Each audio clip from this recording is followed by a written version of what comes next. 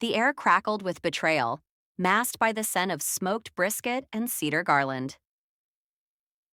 It was Christmas night at the sprawling Varnell Manor, but the warmth of the season was a lie. Every clink of silverware, every sip of merlot was a performance in a play I'd memorized long ago. I'm Lila Varnell, the forgotten daughter of the Varnell lineage, the one they thought they could erase from their legacy. But tonight, I'd rewrite the ending. The dining room glowed under a crystal chandelier, its light glinting off the polished mahogany table. My older sister, Cassandra, stood, her glass raised as if to toast a holiday miracle. Instead, her voice dripped with rehearsed charm. "Family," she said, her smile sharp as a blade. "It's time we discuss the future of Varnell Manor." Her eyes locked on mine. "Lila, it's time for you to leave." The room stilled. My mother's fork hovered over her plate. My father adjusted his cufflinks, ready to nod along to Cassandra's script. They thought I was cornered. They were wrong. I'd spent years weaving a plan they'd never suspect, and tonight I carried the proof in a slim black folder. Cassandra's crimson dress screamed power, her poise perfected since our childhood. "We've had offers," she continued, voice smooth as ice.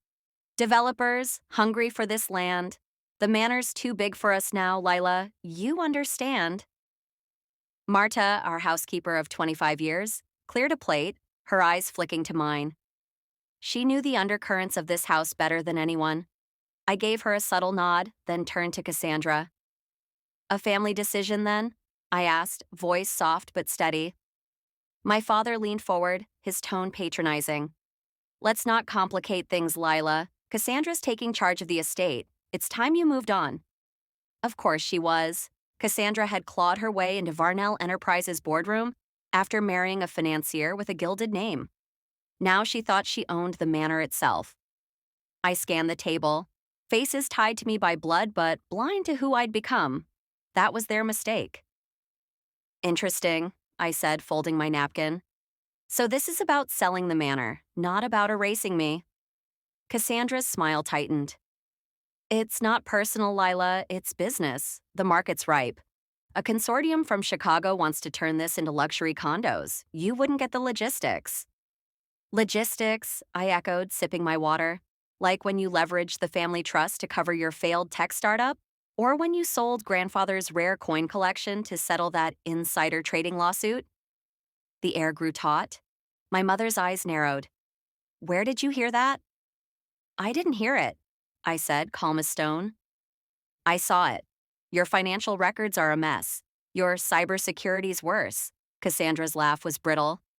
"You're out of your depth, Lila. This is a family matter." "Exactly," I said, sliding my chair back. "Let's talk family." I opened my folder, the sound slicing through the silence. "This is the deed to Varnell Manor, acquired 18 months ago by a holding company called Veritas LLC. My father frowned. "A shell company. Who's behind it?" "Me," I said, placing the deed on the table. "Sole owner." Cassandra's composure cracked, her laugh sharp and desperate. "You're bluffing." I slid another document forward. "Title transfer, escrow records, notarized signatures. When your trust defaulted after your stock market gamble, the bank was thrilled with my cash offer. No fuss, no headlines." My mother's voice trembled. "The trust was untouchable."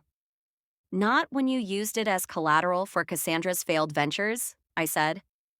"Or when she forgot to file compliance reports, triggering a foreclosure clause. You handed me the keys without even knowing it."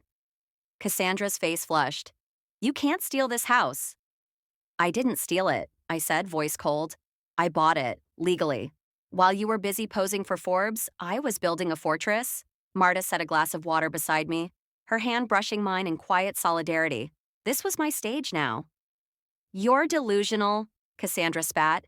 "There are laws, contracts." "Laws you broke," I countered, tapping another document.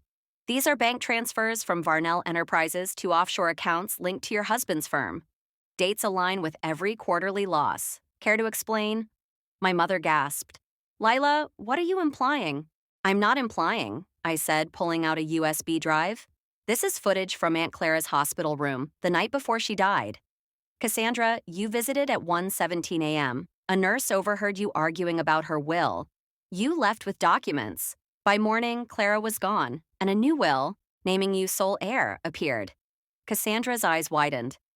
You're fabricating this. Am I said. Clara's blood work showed a lethal dose of sedatives, not tied to her illness.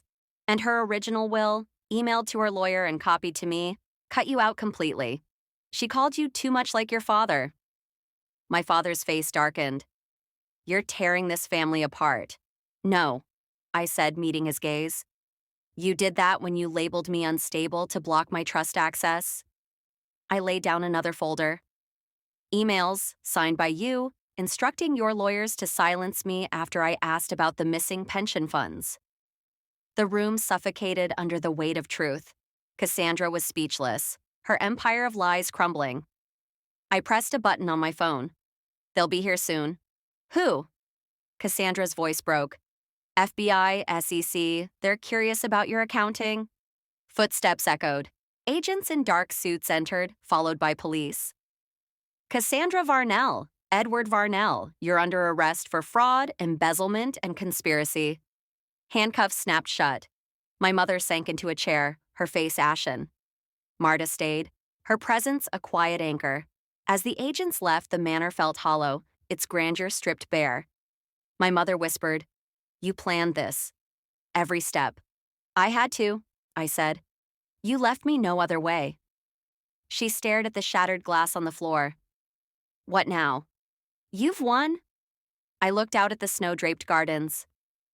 It's not about winning, it's about rebuilding. I turned to her. There's a cottage in Maine, paid for. Near the ocean you love. You can start over. Her eyes softened, searching for the daughter she'd lost. Why help me? Because some things are worth saving, I said. To Marta, I added, You're not just staying. You're running this place now, director of operations. Marta's smile was radiant, a new chapter unfolding. 3 months later, Varnell Manor was reborn as the Varnell Tech Hub, a nonprofit for underserved youth. The dining room now buzzed with coding workshops. The old library hummed with 3D printers. Marta, now in a tailored suit, oversaw it all with quiet pride. I lived in a modest loft upstairs, surrounded by light and purpose. In my office, once my father's study, a letter from a student named Aisha sat on my desk. I never thought I'd belong in a place like this. Thank you for showing me I do. Downstairs, teens debugged a robot prototype, their laughter filling the halls. My cousin Nora, once Cassandra's ally, was thriving in art school, funded by a small trust I'd set up. My mother sent photos from Maine, her smile softer now, unburdened. Cassandra and my father faced decades in prison. Varnell Enterprises was dismantled, its assets sold to repay victims. As I stood in the doorway of the new innovation lab, watching students build an AI model, I felt not triumph, but peace. Aunt Clara's sapphire ring glinted on my finger, a reminder of her faith in me. The manor was no longer a cage. It was a beacon. That night, I walked the halls, passing a photo of Clara, her eyes bright with mischief. It's still ours, I whispered. Just a better kind now. Outside, snow fell gently, blanketing the past. The future was here, and it was mine to shape.